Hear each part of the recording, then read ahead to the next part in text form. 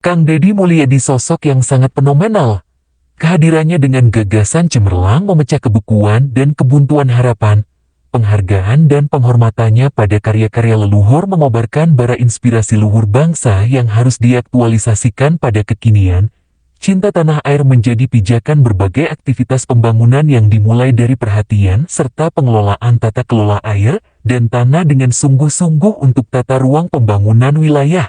Pada update akun KD Emong Siliwangi, bincang saat Kang Deddy sebagai Bupati membangun Purwakarta, coba simak betapa luar biasa ide, gagasan dan keberaniannya. Orang lain 50 tahun, saya cukup 1 tahun bisa melakukan itu. Konkret daerah. Konkretnya, saya contoh di Purwakarta, saya udah ngomong, waktu saya terpilih tahun 2008, saya bilang kalau Bupati dulu membangun 50 tahun, maka saya bikin 1 tahun. Saya contoh misalnya, listrik untuk masyarakat. Listrik untuk masyarakat, waktu saya jadi anggota DPRD, anggaran tiap tahunnya hanya untuk 50 rumah. Ketika saya memimpin, saya rubah menjadi untuk 10.000 rumah. Loncatannya berapa? Angkanya dari 50 juta saya bikin menjadi 15 miliar. Loncatannya berapa? Dari mana uangnya? Dari APBD. Efisiensi, pengelolaan, ketertiban administratif. Saya merubah misalnya anggaran infrastruktur jalan untuk Kabupaten Purwakarta yang kecil dari 20 miliar menjadi 300 miliar. Saya rubah anggaran pasar dari 500 juta menjadi 40 miliar.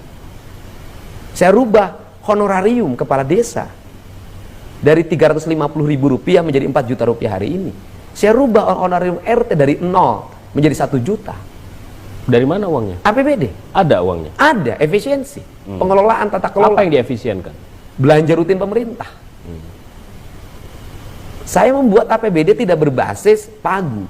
Secara umum APBD berbasis pagu, APBN berbasis pagu. Jadi uang dikumpulkan kemudian dibagi.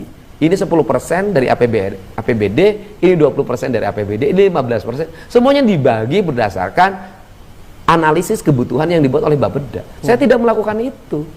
Saya melakukan di tempat Anda anggarannya 30%. Tujuan dari 30% ini untuk bangun A, B, C, D. Di tempat Anda itu 20%. Yang dibangunnya A, B, D, C, D. Besok bisa jadi berubah, tidak lagi 20%. Bagaimana kebutuhan yang terjadi? Pembangunan yang berbasis skala prioritas itu akan melahirkan pembangunan yang dalam cepat bisa mewujudkan dan investasi. Pemerintah Kabupaten Purwakarta yang saya pimpin hari ini melangkahnya sudah lebih jauh lagi.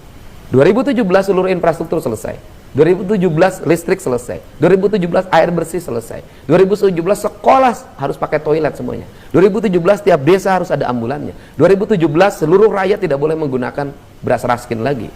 Di 2018 saya ingin membangun kemandirian desa dengan pemimpin yang baru, nanti bupati yang baru. Bagaimana? Dana yang untuk infrastruktur yang ratusan miliar itu saya rubah menjadi dana investasi desa. Saya berikan nanti pada setiap desa 1-2 miliar, sehingga 5 tahun ke depan pemimpin yang baru di Purwakarta itu akan mendapat setiap desa 10 miliar rata-rata. Kalau dia belikan obligasi atau saham, dia dividennya 20%, maka dia dapat 2 miliar. Maka 6 tahun ke depan desa di Purwakarta nggak usah lagi disubsidi.